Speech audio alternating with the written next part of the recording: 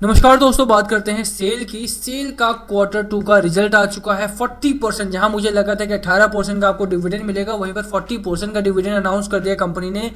Profitability में 10 गुना का तेजी है। बात करेंगे क्वार्टर 2 का, एक डिटेल्ड एनालिसिस करेंगे क्वार्टर 2 के रिजल्ट की। साथ ही देखेंगे कि स्टॉक में अगर आप देखोगे तो लगातार थोड़ी गिरावट हुई है इस हफ्ते में, और पिछले 2 हफ्ते से अगर हम बात करें तो। और इन्हीं दोनों हफ्तों की गिरावट के बाद बहुत सारे लोगों का सवाल है कि क्या यहाँ पर रुकना ठीक होगा या फिर निकल जाए। राकेश झुंझुनवाला साहब की बड़ी हिदायत है आपके लिए, उसकी उस खबर के भी बारे में बात करूंगा मैं यहाँ पर। चलिए शुरू करते हैं, बट उससे पहले अगर आप चैनल पे नए हो तो प्लीज़ चैनल को कर दो subscribe and hit that bell icon, ताकि आपको नोटिफिकेशन मिल सके। चलिए शुरू करते हैं। पिछले 2 दिन यार वीडियो नहीं कर पाया मैं, क्योंकि गला खराब था, बहुत ज़्यादा फीवर आ गया था मुझे बुरी तरह से। अभी थोड़ा ठीक फील कर रहा हूँ मैं, तो इसलिए वीडियो किया है मैंने। आप अभी भी देख सकते हो गला थोड़ा ख़राब है मेरा। बट क्वार्टर 2 की अगर आप बात करते हैं तो इसी का अगर आप देखोगे तो खबरें काफ़ी अच्छी हैं। गिरावट हुई है, इसमें कोई दो राय नहीं है। और गिरावट सिर्फ मेटल सेक्टर में नहीं है, मेटल स्पेस में नहीं है, गिरावट पूरे बाजार में है। बैंकिंग का ट्रेंड बदला था, बैंकिंग सेक्टर में भी गिरावट है। देखिए टेक्सटाइल में ट्रेंड बदला था, उसमें भी गिरावट है। साथ ही साथ आप यहाँ पर भी देखेंगे निफ्टी 50 में भी गिरावट है, बैंक निफ्टी में गिरावट है, निफ्टी मिड कैप में गिरावट है। ओवरऑल जो बाजार है वो थोड़ा करेक्ट हुआ है आपका। इसी बीच अगर आप देखो तो सेल में भी थोड़ी बहुत गिरावट जो एक्सपेक्टेड थी भैया, वो गिरावट यहाँ पर हुई है। इसने अपना एक अच्छा हाई लगाया था 130 के आसपास का, वहाँ से गिरावट हुई। अभी थोड़ी और गिरावट हुई, एक अच्छा सपोर्ट है यहाँ पर। उस सपोर्ट की बात करते हैं सबसे पहले, उसके बाद क्वार्टर 2 के रिजल्ट की बात करेंगे। देखिए कंपनी में या स्टॉक में, किसी भी स्टॉक में सपोर्ट काफी मायने रखता है। यहाँ पर एक अच्छा सपोर्ट मिला था इसे, बट आप देखिए कि ये एक सपोर्ट यहाँ पर है आपका 114 रुपए के आसपास का। Second support is around 110 rupees, ठीक है। तो अगर गिरावट होती है तो 108 114 का 2 सपोर्ट लेगा स्टॉक आपका। मार्केट में गिरावट होगी ना, तो प्रॉब्लम सबसे ज्यादा ये आती है कि रिटेल इन्वेस्टर के तौर पे जैसे ही मार्केट में थोड़ी गिरावट होगी, आपको लगेगा यार मार्केट ना क्रैश हो रहा है और माल डंप करना स्टार्ट करो।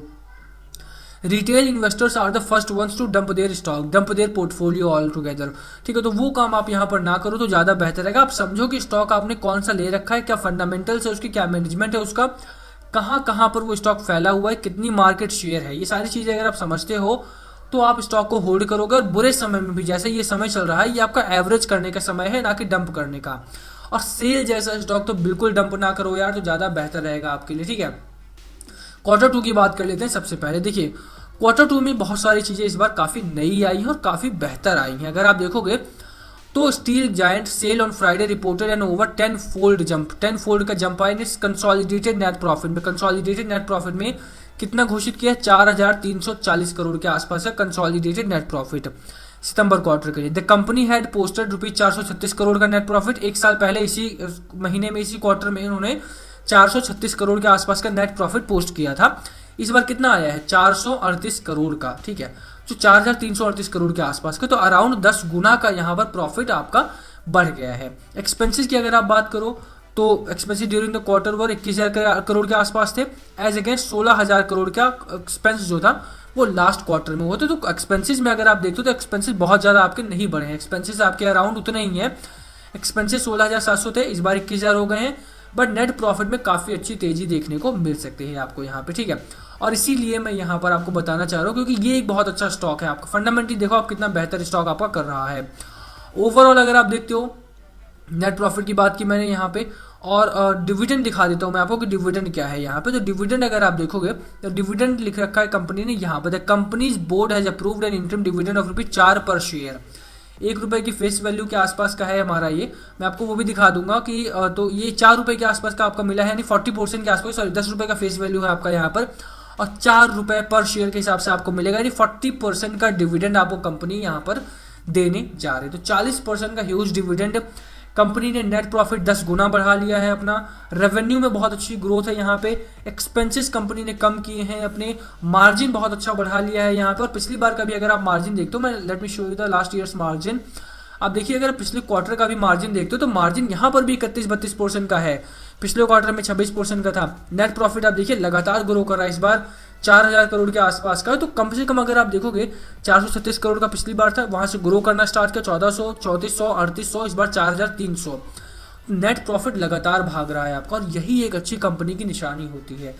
फंडामेंटली आपकी बहुत अच्छी कंपनी है ये, ठीक है। साफ तौर पर आप इतना भी समझते हो कि फाइनेंशियली कैसा कर रही है, तो फाइनेंशियली कंपनी बहुत गजब का काम कर रही है। लगातार कंपनी ने अच्छा खासा रेवेन्यू आपको जनरेट करके दिया, और यही एक अच्छी कंपनी की खासियत होती है। साथ में 40% का डिविडेंड भी आपको अनाउंस कर दिया है। देखिए, 1 रुपये 80 पैसे का डिविडेंड था यहाँ पर, 18% का, 1 रुपये का डिविडेंड था, 10% का, 4 रुपये का डिविडेंड, यानी अराउंड आपको 40% के आसपास का डिविडेंड यहाँ पर मिल रहा है। तो अच्छा खासा आपको डिविडेंड भी मिल रहा है यहाँ पे। अब बात कर लेते हैं शेयर होल्डिंग पैटर्न की। देखिए, बड़ा नाम है यहाँ पे, कई बड़े नाम शामिल हुए थे, आपको याद हो तो राकेश झुंझुनवाला साहब का यहाँ पर बड़ा नाम शामिल हुआ था। अगर आपको ध्यान हो तो राकेश झुंझुनवाला साहब ने अराउंड 1.8% की शेयर होल्डिंग खरीदी थी।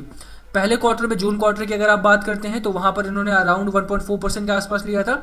इस बार 0.02% के आसपास अपनी शेयर होल्डिंग को बढ़ाया है इन्होंने, तो अराउंड 1.8% के आसपास कर दिया है। तो ये आप देखते हो कि अच्छी खासी शेयर होल्डिंग आरजे साहब के पास भी है।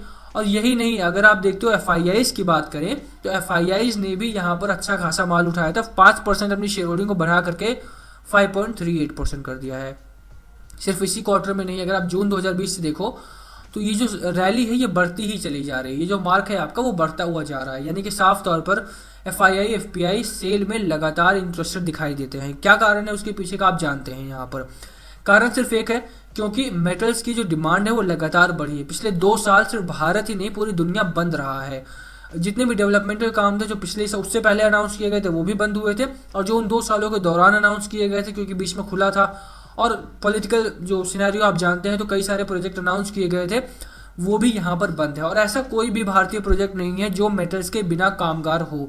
चाहे आप बात नाल्को की करें, चाहे आप सेल की बात करें, ये दोनों ही कंपनी जो आरजे साहब के पोर्टफोलियो में भी हैं और एफआईआईज की खासा शेयर होल्डिंग इन कंपनीज में है, ये दोनों ही कंपनीज आपको आने वाले 3 महीने, 6 महीने, 7 महीने में बहुत बेहतरीन प्रॉफिट देने वाली हैं। इसीलिए मैं बोलूँगा कि अगर आपने अभी तक खरीदारी नहीं की है तो ये वो कंपनी है जहां पर एफआईआई की शेयर होल्डिंग भी काफ़ी गजब की है। आरजे साहब ने भी अपने पैसा लगाया था यहाँ पे, इनमें आप पैसा लगा करके पैसा बना सकते हो। तो पैसा लगाओ और पैसा बनाओ, यही खेल आपको करना है इस समय पे।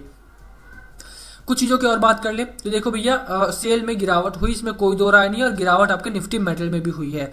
सपोर्ट यहाँ पर कहाँ पर है उसकी बात करें तो जो निफ्टी मेटल का आपका सपोर्ट है वो आप देखिए कि 5300 के आसपास का है। जो आपका अच्छा सपोर्ट है वो यहाँ पर है 5400-5500 के आसपास का। मुझे लगता है कि इससे नीचे आपके जाने की उम्मीद नहीं है जो इंडेक्स है आपका। वहीं पर मैगडी देखेंगे तो मैगडी आपका बेयरिश मोमेंटम में जरूर है।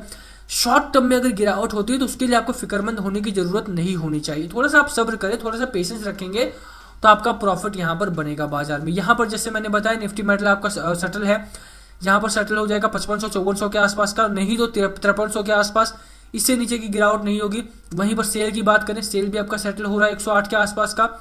वीकली चार्ट अगर आप देखो तो वीकली चार्ट भी आपको काफी बेहतर दिखाई देता है। टारगेट कौन सा है आपका, 150 रुपए के आसपास का आपका पहला टारगेट है।